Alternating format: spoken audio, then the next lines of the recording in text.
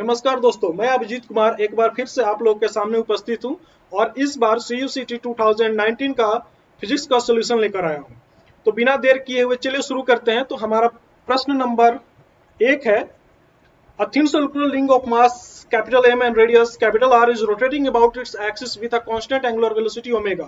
Two objects each of mass M and attached gently to the opposite ends of diameter of the ring. The ring will now rotate with an angular velocity. So our options are, तो देखिए इस प्रश्न में क्या कह रहा है। इस प्रश्न में कह रहा है कि एक रिंग है, ठीक है, जिसका मास कैपिटल एम है और इसका जो रेडियस है वो आर है, कैपिटल आर, ठीक है। और दूसरे कंडीशन में कह रहा है कि एक और सर्कुलर रिंग ले रहे हैं, उसी पर जेंटली हम दो मासेस रख दे रहे हैं, स्मॉल एम का, small M and small M, और ये रोटेट कर रहा है, ठीक है। तो पहली कंडीशन में ओमेगा से रोटेट कर रहा है। अब इसी पर अगर हम ये दोनों मासेस रख दे तो ओमेगा जो डैश होगा वो कितना होगा ये पूछ रहा है, ठीक है। तो हम एंगुलर मोमेंटम को यहाँ पर कंजर्व करा सकते हैं क्योंकि जेंटली रखा गया है, कोई टर्क नहीं लगा है। तो conservation of angular momentum apply करेंगे यहाँ पे, एंगुलर मोमेंटम, ठीक है। तो I1 omega 1 equal to I2 omega 2।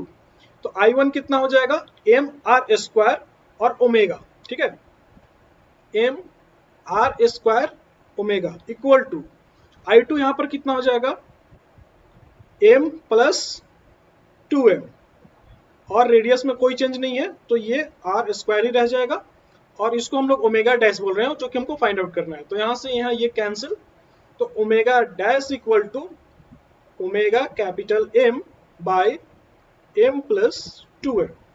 So D should be the right answer. Okay, D is the right answer. Now, question number 2. A nuclei Y emits 1 alpha and 2 beta particles. The resulting nucleus is. तो पहले हम लोग alpha को समझ लेते हैं। Alpha किसको कहते हैं? तो अल्फा कहते हैं हीलियम के न्यूक्लियस को, ठीक है। तो हीलियम के न्यूक्लियस में 2 प्रोटॉन और टोटल मास नंबर 4, ठीक है। और बीटा डीके में क्या होता है, बीटा डीके में होता है कि न्यूट्रॉन हमारा चेंज हो जाता है प्रोटॉन में। तो न्यूट्रॉन चेंज होगा प्रोटॉन में, तो यहाँ पे देखिए न्यूट्रल चार्ज है, यहाँ पे प्लस चार्ज हो गया, तो एक इलेक्ट्रॉन को भी यहाँ पर निकलना पड़ेगा क्योंकि चार्ज को बैलेंस करना है। बट इसके साथ साथ एक और पार्टिकल निकलता है जिसको हम लोग इलेक्ट्रॉन एंटी न्यूट्रिनो बोलते हैं, ठीक है, इलेक्ट्रॉन एंटी न्यूट्रिनो, ठीक है, ओके। तो यहाँ पर जब एक प्रोटॉन न्यूट्रॉन प्रोटॉन में कन्वर्ट होगा तो हमारा क्या होगा, एटॉमिक नंबर एक इंक्रीज कर जाएगा। तो चलिए देखते हैं इसका फ्लो चार्ट कैसे होगा, y x y। अब यहां से कह रहा है कि पहले अल्फा पार्टिकल निकला, तो अल्फा पार्टिकल निकला तो x में 4 की कमी आ जाएगी, ठीक है, और y में 2 की कमी आ जाएगी क्योंकि अल्फा पार्टिकल वहां से निकल गया। अब बीटा डीके हो रहा है, तो बीटा होगा तो एक जो न्यूट्रॉन है वो प्रोटॉन में चेंज हो जाएगा, ठीक है।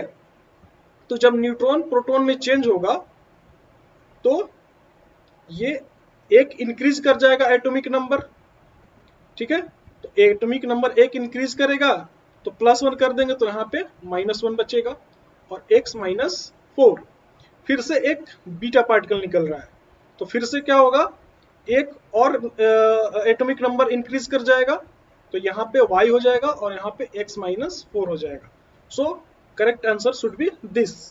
सो कौन सा है यहाँ पर, हमारा A is the correct answer. So A is the correct answer.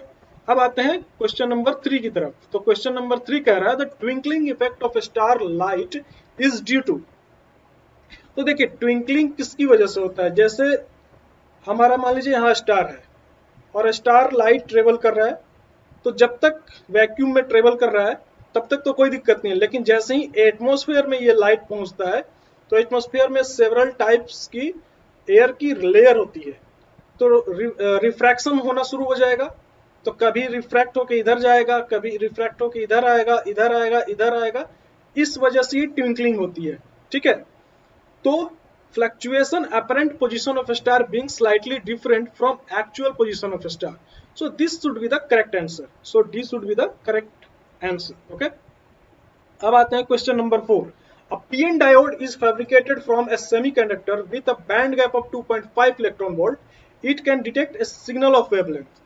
तो देखिए इसमें क्या है कि हम लोग जानते हैं कि वेवलेंथ, इसको हम लोग लिखते हैं एच सी बाई ई. ठीक है, तो एच सी अगर हम लोग नैनोमीटर में इसको निकालना चाहते हैं तो 1240 लिखेंगे और इलेक्ट्रॉन 2.5, और इसको अगर हम डिवाइड करते हैं तो इसका आंसर आएगा करीब 496 नैनोमीटर. ठीक है, तो इसमें से कौन सा आंसर सही है? यहां पर 2 नैनोमीटर में दिए हुए हैं और इसको अगर हम एंगस्ट्रॉम में चेंज करें तो ये हो जाएगा ऑलमोस्ट, अगर हम 496 है तो 5000 एंगस्ट्रॉम, जो कि किसी भी ऑप्शन में नहीं है, तो सो इसका कोई भी आंसर सही नहीं है. अब आते हैं 5 नंबर क्वेश्चन की तरफ. A resistor, capacitor and inductor are connected in a series across an AC generator. Which of the following statement is false? तो इसके ऑप्शंस है ये. ठीक है, तो इसमें फॉल्स स्टेटमेंट की बात कर रहा है. तो पहले हम लोग LCR सर्किट देख लेते हैं. यहां पे हम लोग R बनाते हैं, फिर C, फिर L. ये हमारा LCR सर्किट है. ठीक है, तो इसमें अगर हम, ये R है, ये C है, ये L है, तो रेसिस्टेंस में करंट और वोल्टेज दोनों सेम फेज में होते हैं, इसमें कोई दिक्कत नहीं है. कैपेसिटर में क्या होता है, जो वोल्टेज है हमारा, वोल्टेज लैग करता है करंट से. कितना से? π/2 से. जो उसका फेज डिफरेंस होता है वो लैग करता है वोल्टेज का. ठीक है, और इंडक्टर में क्या होता है कि वोल्टेज लीड करता है. ठीक है, π/2 से. तो इस सब में अगर हम ऑप्शंस देखें तो instantaneous voltage across capacitor lags current by 90 degree यानी कि π/2. तो सबको अगर हम सिमुलटेनियसली एक एक करके चेक करते जाए तो हमारा डी ऑप्शन पर अगर देखें, the RMS voltage across combination of 3 elements equal to algebraic sum. देखिए इंस्टेंटेनियस वोल्टेज जो हो सकता है वो कॉम्बिनेशन हो सकता है अलजेब्राइक सम का, बट अगर हम आरएमएस वोल्टेज की बात करें तो उसको हम लोग वेक्टर सम लेना पड़ेगा. ठीक है, आरएमएस को हम लोग वेक्टर सम लेंगे या फेजर का सम लेंगे, तभी हम लोग उसको सम कर पाएंगे. ठीक है, so D should be the false statement in above the given statements. Okay, so our option should be D. अब आते हैं 6 नंबर क्वेश्चन की तरफ. A window air conditioner is placed on a table inside a well-insulated apartment, plugged in and turned on. What happens to the average temperature of the apartment? तो देखिए कह रहा है कि एक टेबल पर हमने कोई एयर कंडीशनर रख दिया, इसको प्लग ऑन करके चालू कर दिया, तो ऑब्वियसली ये क्या करेगा, रूम को कूल करेगा, बट इसका जो एग्जॉस्ट है वो तो गर्म हवा फेंकेगा ना. एग्जॉस्ट क्या करेगा, हॉट एयर फेंकेगा और ये कोल्ड एयर फेंकेगा. बट इस मशीन को वर्क करने में, इस मशीन से अगर हम वर्क करा रहे हैं तो ये जो वर्क डन होगा वो भी हीट में कन्वर्ट होगा. ठीक है, तो ओवरऑल टोटल क्या होगा, हीट इंक्रीज करेगा. ठीक है, तो जो टेम्परेचर होगा अपार्टमेंट का वो इंक्रीज करना चाहिए. So A should be the right answer. अब आते हैं क्वेश्चन नंबर 7 की तरफ. The electric field in a region is given by E equal to 4I plus 10J Newton per Coulomb. The flux of field through a square of 10 centimeter on a side whose plane is parallel to XZ plane. तो इसके options देख लेते हैं पहले. और देखिए electric field दिया है हमारा 4I cap plus 10J cap. ठीक है, और कह रहा है कि जो हमारा प्लेन है वो कैसा है, XZ प्लेन है. तो देखिए XZ प्लेन अगर हम बनाते हैं, यहाँ पर अगर इसको X ले लेते हैं, इसको Z ले लेते हैं और इस एक्सिस को Y ले लेते हैं और इस प्लेन की अगर बात कर रहा है, ठीक है, तो तो ये प्लेन किसके पैरेलल है, y के पैरेलल है। तो जो हमारा एरिया होगा वो किस डायरेक्शन में हो जाएगा, y के डायरेक्शन में, ठीक है। तो j के डायरेक्शन में हम एरिया को लेंगे, बट एरिया होगा कितना, जो हमारा साइड दिया है वो दिया है a इक्वल टू 10 सेंटीमीटर। तो इसको हमको SI यूनिट में चेंज करना पड़ेगा। अगर SI यूनिट में चेंज करेंगे तो ये 1/10 मीटर हो जाएगा। और एरिया अगर लें तो a स्क्वायर, तो ये हो जाएगा 1/100 मीटर स्क्वायर, ठीक है। और किस डायरेक्शन में, j कैप डायरेक्शन में, ठीक है। तो 1/100 इन j कैप डायरेक्शन। तो अब हमको फ्लक्स निकालना है। तो फ्लक्स को कैसे डिफाइन करते हैं, E डॉट A। तो E यहां पर है 4 I cap plus 10 j cap into 1/100 j cap. तो j cap into j cap करेंगे, I तो है ही नहीं तो वो 0 हो जाएगा।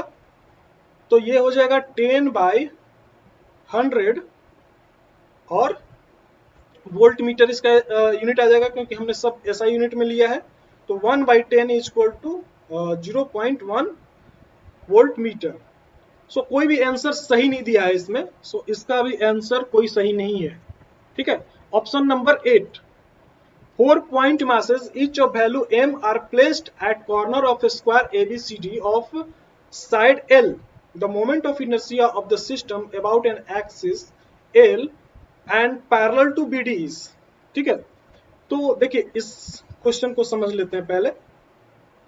ये हमारा एक स्क्वायर है, इसको हम नेमिंग कर देते हैं A B C D, और कह रहा है तो moment of inertia through axis A और पैरेलल टू BD, यानी कि ये डायरेक्शन है, इसके पैरेलल में A से पास कराना है, यानी कि ये डायरेक्शन होना चाहिए, ठीक है। तो कह रहा है कि यहां से मोमेंट ऑफ इनर्शिया निकालना है, ठीक है। तो मोमेंट ऑफ इनर्शिया पहले ये डिस्टेंस देख लेते हैं कितना हो जाएगा। अगर ये L है तो ये भी L है, क्योंकि सब साइड ऑफ स्क्वायर्स हैं, ठीक है। तो ये जो एरिया हो जाएगा ये L और ये परपेंडिकुलर होता है एक दूसरे पे, तो ये उसका हाइपोटेनस हो जाएगा, यानी कि √2L। और अगर यहां से ये वाला डिस्टेंस देखें, यानी कि इस पूरे डिस्टेंस का हाफ, यानी कि √2 का हाफ, ये डिस्टेंस हो जाएगा यहां से यहां तक, ठीक है। तो इसको हम कैलकुलेट करते हैं, ठीक है। तो moment of inertia m for this point L square, तो 1/√2 L का स्क्वायर प्लस इस पॉइंट से m √2L का स्क्वायर प्लस इस पॉइंट से अगर हम निकालें तो m 1/√2L का स्क्वायर, ठीक है। तो m/2L square plus m into 2L square plus m/2L square, ये हाफ और ये हाफ 1 हो जाएगा और यहाँ से 2, तो 3mL square. So 3mL square be should be the right answer, okay. अब आते हैं 9th नंबर क्वेश्चन की तरफ। If the volume of a fixed amount of an ideal gas is doubled while its temperature is quadrupled, then pressure, okay। तो हम जानते हैं equation PV equal to mu R T. यहां पर कह रहा है कि वॉल्यूम को हम फिक्स कर दिए हैं, ठीक है। तो V को फिक्स कर दिए हैं, ये सर्टेन अमाउंट के लिए फिक्स ही है और ये आर्क गैस कांस्टेंट है। तो इसमें 3 चीजें फिक्स हो गई, सिर्फ P और T वेरिएबल है। P को कह रहा है कि डबल कर रहे हैं, ठीक है। तो P को हमने 2P कर दिया और T को हमने 4 टाइम्स कर दिया, तो इसको हमने 4T लिख दिया। तो ये हो जाएगा PV equal to 2 mu R T. तो जो नया जो हमारा प्रेशर होगा, ठीक है, तो वो कितना हो जाएगा, ठीक है। तो वो हमारा हो जाएगा ओके, ये हमारा P' B' था म्यू आर टी डैश की जगह हमने ये रख दिया। तो पी बाई पी डैश अगर हम निकाले, ठीक है, तो ये हो जाएगा पी बाई पी डैश, ठीक है, 1/2। तो जो हमारा पी डैश हो जाएगा वो 2 टाइम्स ऑफ पी हो जाएगा, ठीक है। सो कौन सा आंसर सही होना चाहिए? Increase by factor of 2। So D should be the right answer. Okay, अब आते हैं क्वेश्चन नंबर 10 की तरफ। क्वेश्चन नंबर 10 कह रहा है electromagnetic theory of light fail to explain. देखिए, पोलराइजेशन इलेक्ट्रोमैग्नेटिक थ्योरी से वेल एक्सप्लेन था, डिफ्रैक्शन वेल एक्सप्लेन था, इंटरफेरेंस वेल एक्सप्लेन था, बट जब बात फोटो इलेक्ट्रिक की आई तो कोई भी एक्सप्लेनेशन काम नहीं कर रहा था। तो इसका एक्सप्लेनेशन आइंस्टीन लेकर आए, ठीक है। उन्होंने बताया, आइंस्टीन का एक्सप्लेनेशन जो था वो एक्सप्लेन किया कि जो हम लोग लाइट को वो एज ए पार्टिकल अगर बिहेव करते हैं, फोटोन एज ए बिहेव करते हैं, तो हम इस फिनोमेना को एक्सप्लेन कर सकते हैं। और लेटर ऑन इस फिनोमेना के बाद बोल सकते हैं कि क्वांटम मैकेनिक्स की शुरुआत हुई, ठीक है। So correct option should be A. Refractive index of a prism whose angle A equal to 60 degree is √2, then the angle of minimum deviation delta M will be. तो देखिए, जो रिफ्रैक्टिव इंडेक्स होता है, refractive index mu equal to होता है sine A plus delta M by 2 sine A by 2, ठीक है। तो यहां से हम सबका वैल्यूज पुट कर देंगे। तो इट इम्प्लॉइज दैट √2, म्यू का वैल्यू √2 है, साइन ये 60 है, 60 प्लस डेल्टा एम बाई 2, और ये साइन 30, क्योंकि अगर 60 पुट करेंगे तो डिवाइडेड बाई 2 तो साइन 30, और साइन 30 का वैल्यू होता है 1/2। तो इसको 1/2 है तो 1/2 करेंगे तो 2 ऊपर चला जाएगा, तो ये हो जाएगा 2, okay, 2 times sine 60 plus delta M by 2, okay. So sine 60 plus delta M by 2 equal to 2/√2/2, तो ये 1/2 हो जाएगा। और 1/2 को अगर हम साइन में लिखें तो साइन 45 डिग्री। तो ये एंगल और ये एंगल इक्वल है क्योंकि दोनों साइन में है। तो 60 plus delta M by 2 equal to 45। तो इसको अगर हम फर्दर सॉल्व करें तो 60 plus delta M equal to 90, ये 2 इधर जाके मल्टीप्लाई हो जाएगा, तो delta M equal to 30 degree. So 30 degree should be the right answer. C should be the right answer. Okay. Now question number 12. Question number 12 कर रहा है X-ray, gamma ray and microwave traveling in vacuum. तो देखिए, जब vacuum में travel करता है तो एक्सरे की फ्रीक्वेंसी अलग है, गामा की फ्रीक्वेंसी अलग है, और माइक्रोवेव की फ्रीक्वेंसी अलग है। फ्रीक्वेंसी पर ही ये सारे रेज डिसाइड होते हैं कि ये किस तरह के रेज हैं। फ्रीक्वेंसी डिसाइड करता है एनर्जी को, E equal to H nu, H constant है तो न्यू से ही डिसाइड होगा कि किस एनर्जी का ये रेज है, और उस एनर्जी को रेंज में एक लेते हुए हम सारे रेज को डिफाइन करते हैं कि इसको एक्सरे बोलेंगे, इसको गामा रे बोलेंगे, इसको माइक्रोवेव बोलेंगे, ठीक है। तो कह रहा है कि वैक्यूम में ट्रेवल कर रहे हैं तो कौन सा ऑप्शन सही होगा? Same wavelength but different velocity.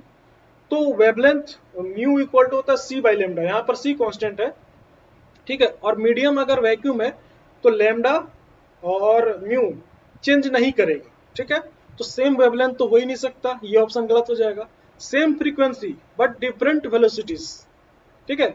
और जब भी हम कोई भी इलेक्ट्रोमैग्नेटिक वेव की बात करें तो वैक्यूम में जब ट्रेवल करेगा तो उसकी वेलोसिटी सबकी क्या हो जाएगी? सेम ही होगी, ठीक है, क्योंकि इलेक्ट्रोमैग्नेटिक वेव है, okay. Same velocity but different wavelengths. So different wavelengths, yes different wavelength होंगे, और सेम वेलोसिटी से ट्रेवल करेंगे। So C should be the right answer. Same velocity and same frequency, same frequency तो हो ही नहीं सकता। So C should be the right answer. Okay, अब आते हैं क्वेश्चन नंबर 13 की तरफ। सो 13 नंबर क्वेश्चन कह रहा है an astronaut on a strange planet finds acceleration due to gravity is twice as that on surface of earth. Which of the following could explain this? Both the mass and radius of the planet are half as that of planets. तो देखिए g equal to हम लोग क्या लिखते हैं, capital G universal gravitational constant by mass of the planet by r square. ठीक है, तो इसमें हम ये कंडीशन पुट करके देखते हैं, both the mass and radius are half. तो मास को हम लोग हाफ कर देते हैं g m/2 और रेडियस को भी क्या कर देते हैं, हाफ कर देते हैं। तो ये क्या हो जाएगा, g m का 2 नीचे चला जाएगा और ये r स्क्वायर और इसका 2 टाइम्स 4, तो 4 ऊपर चला जाएगा। ठीक है, तो ये 2 टाइम्स, तो देखिए 2 टाइम्स जो उसका g था इस वजह से इंक्रीज कर गया। ठीक है, तो अगर उसका एक्सेलरेशन ट्वाइस हो जा रहा है तो A should be the better explanation for that reason.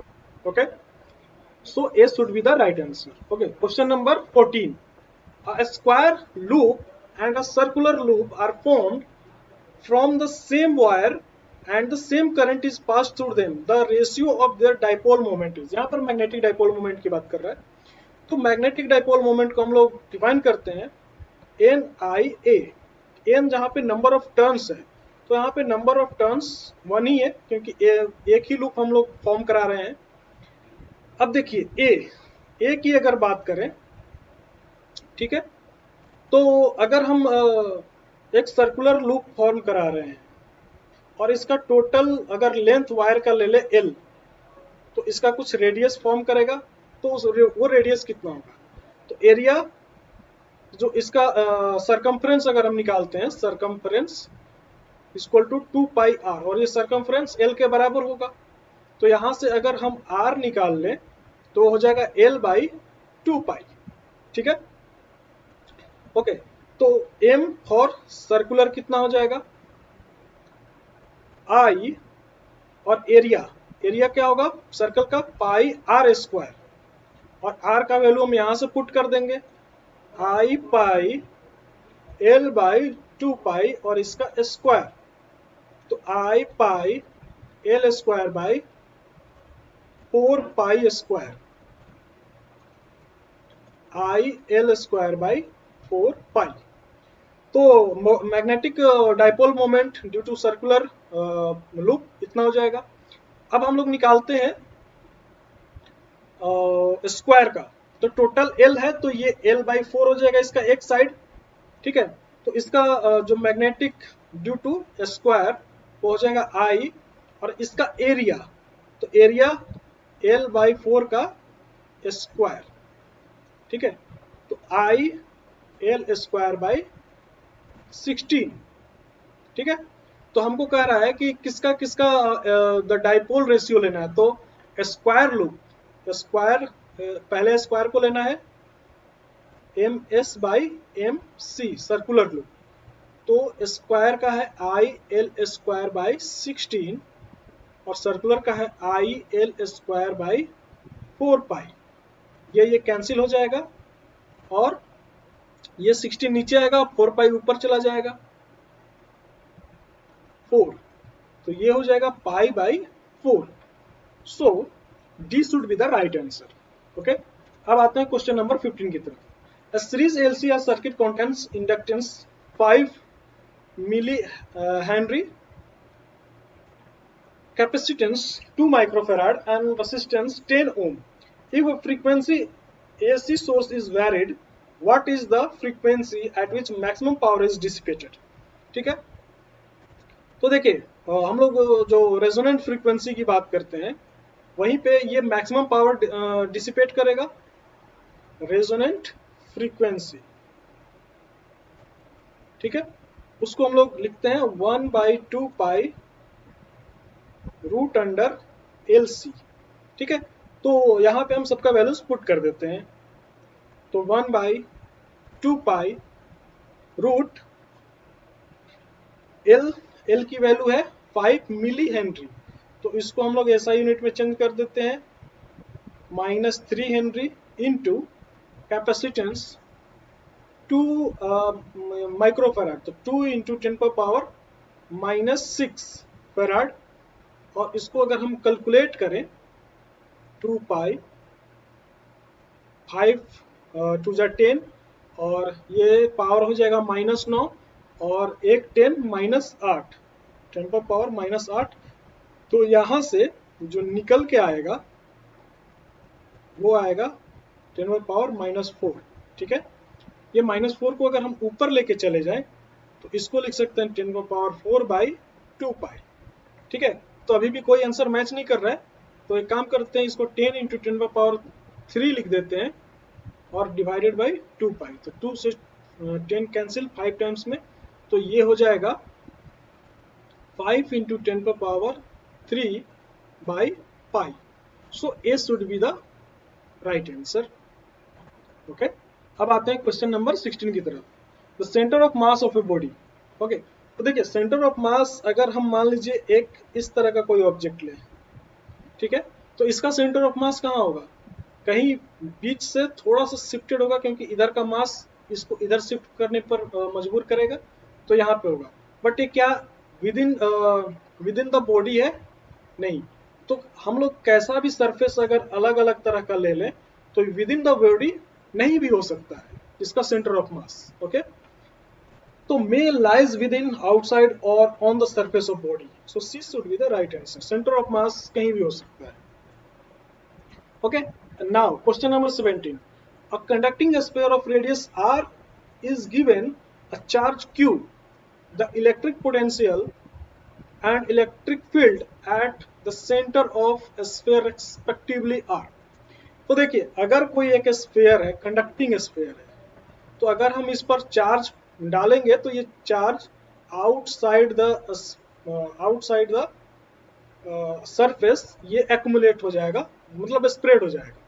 ठीक है, इनसाइड चार्जेस नहीं होंगे, तो इनसाइड इलेक्ट्रिक फील्ड क्या होगा? 0 हो जाएगा। बट पोटेंशियल क्या होगा? ठीक है, एट सेंटर पे पूछ रहा है, तो पोटेंशियल हो जाएगा Q/4ε0r। ठीक है, और ये इसका अगर हम ग्राफ बनाए, ठीक है, ये पोटेंशियल, तो ये हो जाएगा Q4E_r, और कब तक कांस्टेंट रहेगा? जब तक ये r इक्वल टू इसका रेडियस के बराबर ना हो जाए, और उसके बाद इन्वर्सली क्या करेगा? वेरी करेगा। और अगर हम इलेक्ट्रिक फील्ड का बनाते हैं तो इलेक्ट्रिक फील्ड इनसाइड 0, कब तक? r इक्वल टू r तक, इस डिस्टेंस तक। उसके बाद ये हो जाएगा कितना? Q/4 पाई एप्सिलॉन नॉट, यहाँ पर पाई छूट रहा, ऑप्शन में भी नहीं है, पाई एप्सिलॉन नॉट, और ये r स्क्वायर। तो यहाँ पे ये इस तरह से वेरी करता है। ठीक है, तो इसका कौन सा एक्सप्लेनेशन सही होगा? तो पहले पूछा है इलेक्ट्रिक पोटेंशियल और इलेक्ट्रिक फील्ड, तो इलेक्ट्रिक पोटेंशियल इतना होगा और इलेक्ट्रिक फील्ड 0 होगा। So A should be the right answer. Okay, यहाँ पर A should be the right answer. अब आते हैं क्वेश्चन नंबर 18 की तरफ। 18, इन a CE transistor amplifier the audio signal voltage across the collector resistance is 2 kilo ohm is 2 volt. If the base resistance is 1 kilo ohm and the current amplification of transistor is 100, the input signal voltage is। ठीक है, तो देखिए यहाँ पर जो हमारा VC दिया है, ओके,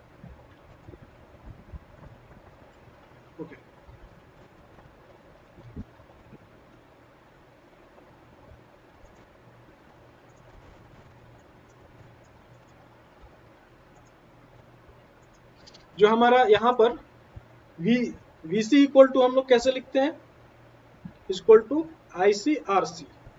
ठीक है, यहाँ पर से हम लोग IC निकाल सकते हैं, IC इक्वल टू VC/RC। यहाँ पर हमें VC दिया है 2 वोल्ट, और रेसिस्टेंस दिया है 2 इंटू 10⁻³ ओम, किलो ओम दिया हुआ है। ठीक है, तो इसको अगर हम देखें तो वो 2 से 2 कैंसिल, यानी कि 1 इंटू 10⁻³ एम्पियर, यानी कि 1 मिली एम्पियर। ठीक है, ओके। अब हम करंट गेन को देखेंगे कि करंट गेन को हम लोग डिफाइन करते हैं अल्फा को IC बाई IB। ठीक है, तो IC बाई IB, IC हमें पता है और करंट गेन हमारा दिया हुआ है वो 100 टाइम्स एम्पलीफाई हो रहा है। ठीक है, तो IC हम यहाँ से निकाल सकते, IB यहाँ से हम निकाल सकते हैं। IC हमारा है 1 इंटू 10⁻³ एम्पियर, IB नहीं पता, और करंट गेन 100 टाइम्स दिया हुआ है। तो यहाँ से IB कितना हो जाएगा, यहाँ से अगर हम IB निकाल ले तो ये हो जाएगा 1 डिवाइडेड बाई 100 इंटू 10⁻³ एम्पियर, यानी कि 1 इंटू 10⁻⁻5 एम्पियर। ठीक है, तो अब हम लोग VI निकाल सकते हैं, VI इनपुट, यानी कि तो VI इनपुट का कितना हो जाएगा IB इंटू RB। ठीक है, तो IB 1 इंटू 10⁻⁻5 और RB यहाँ पे 1 किलो ओम दिया हुआ है, तो 1 इंटू 10⁻³ ये वोल्ट हो जाएगा, यानी कि 10⁻⁻2 वोल्ट। और इसको अगर हम 10 से डिवाइड मल्टीप्लाई कर दें तो ये पावर -3 हो जाएगा, यानी कि 10 मिली वोल्ट। ठीक है, शायद यहाँ पर मेरा स्क्रीन आ गया होगा, तो मैं यहाँ पर एक बार फिर से लिख देता हूँ 10 इंटू 10⁻³ वोल्ट। ठीक है, ओके। अब आते हैं 19 नंबर क्वेश्चन की तरफ। So D should be the right answer. अब आते हैं 19 नंबर क्वेश्चन की तरफ। तो 19 नंबर क्वेश्चन कह रहा है the displacement of a particle from its mean position is given by x equal to 4 sin 10 pi t plus 1.5 pi cos 10 pi t plus 1.5 pi। The motion of the particle is. तो देखिए x हमारा दिया हुआ है 4 sin 10 pi t plus 1.5 pi cos 10 pi t plus 1.5 pi।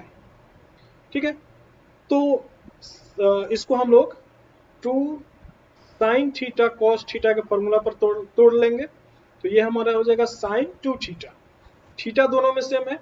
ठीक है, तो ये हो जाएगा 2 टाइम्स sin और 2 से मल्टीप्लाई कर देंगे इसमें, तो ये हो जाएगा 20 पाई और 1.5 इंटू 2 3 पाई। ठीक है, और अगर इस फॉर्म में कोई इक्वेशन है तो ये SHM तो होगा ही। ठीक है, ये SHM तो है, क्योंकि अगर हम इसका d2x बाई dt स्क्वायर निकाले तो ये माइनस ओमेगा स्क्वायर x आएगा। ठीक है, यही SHM इक्वेशन का फॉर्म होना चाहिए। तो इसको करेंगे तो ये हमारा फॉर्म मिलेगा। तो अब हमको टाइम पीरियड तीनों में पूछ रहा है कि टाइम पीरियड कितना होगा। ठीक है, तो यहाँ से देखिए जो स्टैंडर्ड SHM का इक्वेशन होता है उसको हम लोग कैसे लिखते हैं, x equal to a sine omega t plus phi, ये फेज डिफरेंस है। तो यहाँ से हम ओमेगा निकाल सकते हैं, तो ओमेगा अगर यहाँ से हम निकालें, ठीक है, तो 20 पाई के इक्वल हो जाएगा। ठीक है, और t इक्वल टू हम लोग कितना लिखते हैं 2 पाई बाई ओमेगा। तो यहाँ पे अगर हम ओमेगा की वैल्यू पुट कर दें 20 पाई, तो पाई से पाई कैंसिल और ये 10, यानी कि t इक्वल टू 1 बाई 10 सेकेंड और 0.1 second. So this will be the right answer. Okay, अब आते हैं 20 नंबर क्वेश्चन की तरफ। Pick out the statement which is incorrect. हमें इनकरेक्ट स्टेटमेंट फाइंड आउट करना है। The electric field lines forms a closed loop. तो यही स्टेटमेंट गलत है, हमारा पहला ही स्टेटमेंट यहाँ पर गलत मिल गया। देखिए इलेक्ट्रिक फील्ड ऑफ लाइंस अगर मान लीजिए यहाँ पॉजिटिव चार्ज है तो ये क्या होता है, डाइवर्जिंग होता है। ठीक है, ये डाइवर्जिंग नेचर का होता है। और अगर यहाँ पर माइनस चार्ज है तो ये कन्वर्जिंग नेचर का होता है, ठीक है। और मोनोपोल एग्जिस्ट करता है तो यहाँ पे जरूरी नहीं है कि हमारा क्लोज लूप फॉर्म करे, ठीक है। बट ऑप्शन नंबर बी देखते हैं, field lines never intersect each other, ये बिल्कुल सही बात है, फील्ड लाइंस कभी इंटरसेक्ट नहीं कर सकती। टेंजेंट ड्रॉ टू ए लाइन, अगर मान लीजिए अगर हम यहाँ पे प्लस चार्ज और माइनस चार्ज रख दे तो ये एक दूसरे को इस तरह से, यहाँ पे फील्ड लाइंस इस तरह से फॉर्म होगी, और कहीं भी अगर डायरेक्शन जानना है तो इस पर टेंजेंट ड्रॉ करेंगे और जो टेंजेंट का डायरेक्शन होगा वही हमारा फील्ड का डायरेक्शन बताएगा। Negative test charge experience force opposite to direction of field, तो निगेटिव टेस्ट चार्ज अगर मान लीजिए यहाँ पर अगर हम कोई भी इलेक्ट्रिक फील्ड है, ठीक है, तो वो इस डायरेक्शन में है, और यहाँ पर अगर हम निगेटिव टेस्ट चार्ज रखें तो ऑब्वियसली ये फील्ड के अगेंस्ट में जाएगा क्योंकि अट्रैक्टिव फोर्स यहाँ पर लगेगा, तो ये भी स्टेटमेंट सही है। So A should be the wrong incorrect statement. Okay, अब आते हैं 21 नंबर क्वेश्चन की तरफ। If magnitude of A cross B equal to √3 A dot B, okay, तो ये हमारे ऑप्शंस है। तो देखिए यहाँ पर ए क्रॉस बी इक्वल, इसका मैग्नीट्यूड दिया है √3 ए डॉट बी। तो देखिए एक इसको अगर हम मैग्नीट्यूड में लिखें तो ये हो जाएगा साइन थीटा, और √3 magnitude of A magnitude of B cos theta, ठीक है। तो ये कैंसिल हो जाएगा, तो यहां से हम लिख सकते हैं कि कॉट थीटा, अगर इसको यहाँ पे लाए और इसको इस साइड ले जाए तो ये हो जाएगा 1/√3, ठीक है। और अगर कॉट थीटा 1/√3 है तो थीटा इक्वल टू 60 डिग्री, ठीक है। तो अब हम निकालेंगे a प्लस बी का स्क्वायर, तो ये हो जाएगा a का स्क्वायर प्लस b का square plus 2a dot b, ठीक है। तो यहां से a dot a square plus b square plus 2a मॉडुल b, और ये हो जाएगा कॉस थीटा, और थीटा इक्वल टू 60 डिग्री है, तो यहाँ पे अगर हम वैल्यू पुट कर दे तो a square plus b square plus 2b, और इसका वैल्यू हो जाएगा हाफ, cos 60 हाफ, तो ये कैंसिल हो जाएगा। तो यहां से हम अगर स्क्वायर को उस साइड लेकर चले जाएं तो कितना हो जाएगा, √अंडर, ठीक है, प्लस ये सबका मॉडुलस है, ठीक है। तो कौन सा आंसर सही होगा, A should be the right answer. Okay, अब आते हैं 22 नंबर क्वेश्चन की तरफ। If the charge in value of g at depth h above the surface of earth is same as at a depth d below the surface of earth, when both d and h are much smaller than the radius of earth, then which of the following is true? तो देखिए इस question में बड़ी ही interesting question है, कह रहा है कि h हाइट पे हम जा रहे हैं, ठीक है, वहां का एक्सेलरेशन ड्यू टू ग्रेविटी, ठीक है, the change in value of g acceleration due to gravity, और दूसरे केस में कह रहा है कि डी डेप्थ में नीचे जा रहे हैं, तो किस मतलब ऊपर जा रहे हैं और नीचे जा रहे हैं और कब इक्वल होगा वो कंडीशन बताना है, ठीक है। तो देखिए इसको मैं नेक्स्ट पेज पर एक्सप्लेन करता हूं, इसका जो सही ऑप्शन है वो बी है, इसको मैं नेक्स्ट पेज पे एक्सप्लेन करता हूं, ठीक है। तो देखिए जी जब हम अगर हाइट पे जा रहे हैं तो क्या लिखेंगे, कैपिटल जी एम और बाई आर प्लस एच का स्क्वायर, ठीक है, क्योंकि आप देखिए अगर यहाँ से इस अर्थ का रेडियस अगर हम आर लेते हैं तो जब ऊपर जाएंगे तो आर प्लस एच हो जाएगा टोटल डिस्टेंस, और जब हम नीचे जाएंगे, ये ऊपर जाने के केस में था, और जब हम नीचे जाएंगे तो हो जाएगा r माइनस डी। ठीक है, ओके। तो जब हम डाउन जाएंगे तब कितना हो जाएगा, G M R minus D का स्क्वायर।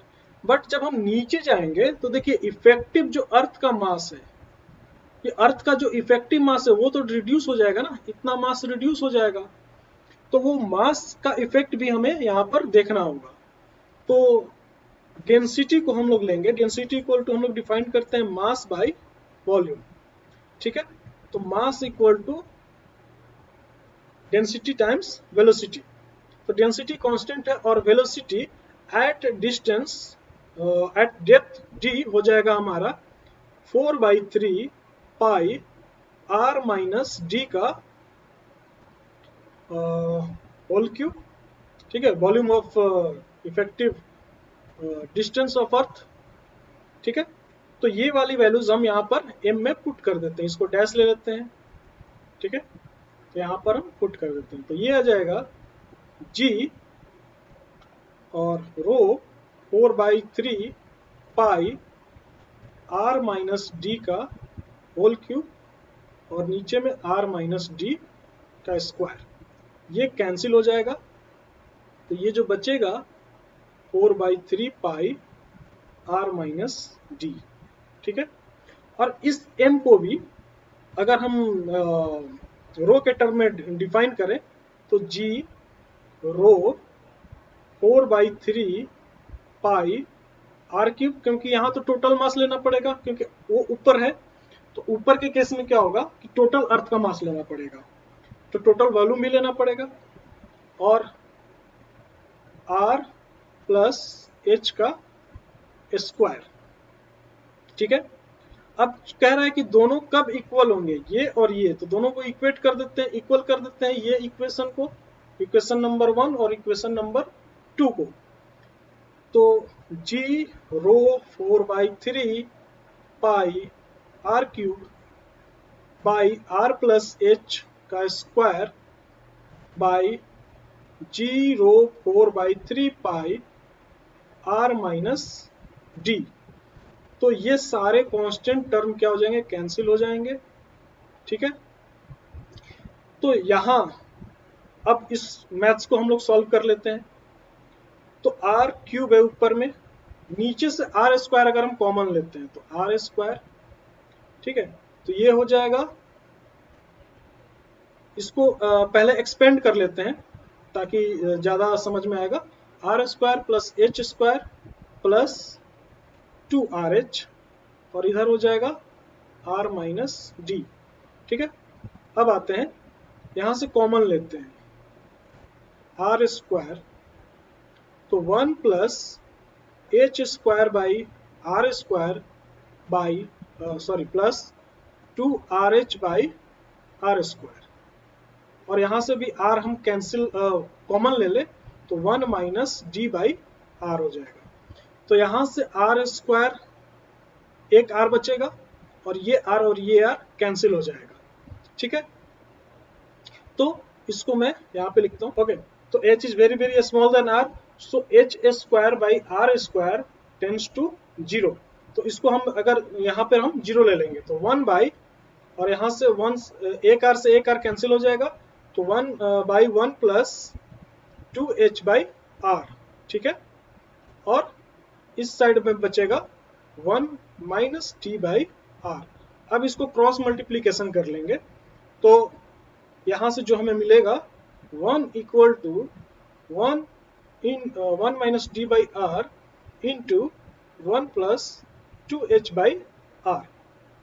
इसको अगर हम सॉल्व करते हैं तो 1 equal to 1 plus 2h by R minus D by R minus 2dh by R square.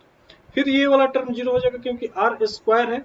ठीक है, तो इस टर्म को हम फिर से 0 ले लेंगे, तो 1 माइनस 1 0, और ये इस साइड जाएगा तो ये प्लस में हो जाएगा, so d by R equal to 2h by R, तो ये कैंसिल हो जाएगा, इसलिए d इक्वल टू 2h होने पर ये जो हमारा ग्रेविटी ड्यू टू एक्सेलरेशन है वो 0 हो जाएगा। ठीक है, अब आते हैं 23rd नंबर क्वेश्चन की तरफ। तो ये क्वेश्चन कर रहा है, two metal wires of identical dimension are connected in parallel if sigma 1 and sigma 2 are conductivities of metal wires respectively, the effective conductivity of combination is। तो our options are this। तो पहले resistance equal to हम लोग define करते हैं rho L by ए। यहाँ पर conductivity की बात हो रही है तो कंडक्टेंस आएगा तो 1 by sigma L by A. ठीक है, तो दोनों को कैसे कनेक्ट किया गया है, पैरेलल में। तो आर जो इफेक्टिव हम लोग लेंगे 1 by R effective equal to R1 plus 1 by R2। ठीक है, तो आर इफेक्टिव में तो दो को क्या ले रहे हैं, पैरेलल ले रहे हैं। दो वायर्स है, दोनों को हम पैरेलल ले रहे हैं। ठीक है, इस तरह से। तो इसका रेसिस्टेंस एक फॉर्म कर रहा होगा जिसको हम लोग R1 बोल रहे हैं, और R1 कितने के बराबर हो जाएगा, 1 बाई सिग्मा 1 एल बाई ए, और R2 जो हो जाएगा 1 बाई सिग्मा 2 एल बाई ए, ये R2 हो जाएगा। और इन दोनों का इफेक्टिव निकालना है। ठीक है, तो इफेक्टिव रेसिस्टेंस हो जाएगा, वो हो जाएगा 1 by sigma effective equal into L by A. ठीक है, R1 की वैल्यू यहां से हम पुट करेंगे 1 by sigma 1 L by A plus 1 by sigma 2 L by A. L by A सब जगह से कैंसिल हो जाएगा, तो जो वैल्यू हमको मिलेगा 1 by sigma effective equal to 1 by sigma 1 plus 1 by sigma 2। तो यहाँ से 1 by sigma effective equal to sigma 1 into sigma 2, sigma 1 plus sigma 2। ठीक है, ओके। तो sigma effective equal to sigma 1 sigma 2 by sigma 1 plus sigma 2। So D should be the right answer। okay okay, यहाँ पर D should be the right answer। अब आते हैं 24th number question की तरफ। तो 24th नंबर क्वेश्चन कह रहा है, two radioactive substance A and B have decay constant 3 lambda and lambda respectively at T equal to 0. They have the same number of nuclei. The ratio of number of nuclei A to those of B will be 1 by E after time interval. तो time interval यहाँ पर पूछ रहा है। तो हम लोग जानते हैं कि n equal to N naught, और एन नॉट दोनों का सेम है, equal to minus lambda T होता है। तो पहले केस में जो लैम्डा है वो 3 लैम्डा है। ठीक है, तो हम पहला वाला का लिखते हैं N naught e minus 3 lambda T. दूसरे वाले के लिए N naught e minus lambda T. तो कह रहा है they have the same at t equal to 0 they have the same number of nuclei, the ratio of number of nuclei A to B। तो इसको A कर लेते हैं, इसको B कर लेते हैं। तो A to B पूछ रहा है कि कितना होगा A to B। the ratio of nuclei of A to B will be 1 by E। ये दिया हुआ है, ये दिया हुआ है 1 by E। तो इसको इससे डिवाइड कर देंगे, तो N naught minus 3 lambda T N naught e minus lambda T. तो एन नॉट से एन नॉट कैंसिल, और ये इधर माइनस है तो ऊपर जाकर प्लस हो जाएगा। तो मैं यहां से लिखता हूं ई माइनस 3 लैम्डा प्लस लैम्डा, और कॉमन टी ले लेते हैं, और इक्वल टू ये दिया है 1 बाई ई। ठीक है, तो यहां से जो वैल्यू आएगा वो आएगा 1 e power minus 2 lambda plus T, और इसको ऊपर ले जा रेसिप्रोकल करें तो -1। यानी कि ये चीज और ये चीज इक्वल होनी चाहिए। ठीक है, तो -2 lambda plus T equal to -1। ठीक है, सॉरी ये मल्टीप्लाई है। तो ये माइनस माइनस प्लस, तो t यहाँ से आ जाएगा 1/2 lambda. So C should be the right answer. Okay, अब आते हैं लास्ट क्वेश्चन 25 नंबर क्वेश्चन की तरफ। तो 25 नंबर क्वेश्चन कह रहा है the ground state energy of hydrogen atom is -13.6 electron volt when the electron is in the first excited state find the excitation energy is। तो ई एन जो दिया जाता है वो दिया जाता है -13.6 Z square by N square. यहाँ पर हाइड्रोजन एटम की बात हो रही है तो जेड इक्वल टू 1, तो इसका 1 का स्क्वायर करेंगे तो ये 1 ही हो जाएगा। और फर्स्ट एक्साइटेड स्टेट के लिए, फर्स्ट एक्साइटेड स्टेट के लिए n इक्वल टू 1। ठीक है, तो यहां से हम En की वैल्यू निकाल सकते हैं -13.6, सॉरी फर्स्ट एक्साइटेड स्टेट के लिए n equal to 2, ground state के लिए, ग्राउंड स्टेट के लिए जो ग्राउंड स्टेट के लिए जो n इक्वल टू होता है 1 होता है। ठीक है, तो यहाँ पर n का स्क्वायर यानी कि 2 का स्क्वायर करेंगे तो 2 का स्क्वायर इंटू 1 का स्क्वायर तो लिखने की जरूरत नहीं है, तो -13.6 बाई 4 इक्वल टू हो जाएगा -3 टाइम्स 12 3.4 इलेक्ट्रॉन वोल्ट होना चाहिए। अब कह रहा है एक्साइटेशन एनर्जी इज, तो डेल्टा ई निकालना है हमें, वो निकालना है -3.4 माइनस 13.6। ठीक है, तो -3.4 प्लस 13.6, तो ये आ जाएगा 10.2 electron volt. So B should be the right answer. तो ये हमारा ग्राउंड स्टेट है, ये फर्स्ट एक्साइटेड स्टेट है, सेकेंड एक्साइटेड स्टेट है, n equal to 1, n equal to 2, n equal to 3। तो कह रहा था ग्राउंड स्टेट एनर्जी, ये हमारा ग्राउंड स्टेट का एनर्जी है। ठीक है, -13.6, ये फर्स्ट एक्साइटेड स्टेट का 3.4। ठीक है, तो एक्साइटेशन एनर्जी यानी कि यहां से यहां जाने में जो डेल्टा ई है वो कितना लगा है, तो वो हमने निकाला है 10.2 electron volt. So B should be the right answer. So thank you very much and I hope you all will enjoy the whole question session round. Please subscribe our channel, like and comment, and please also comment if you don't find yourself comfortable in any solution. So thank you very much.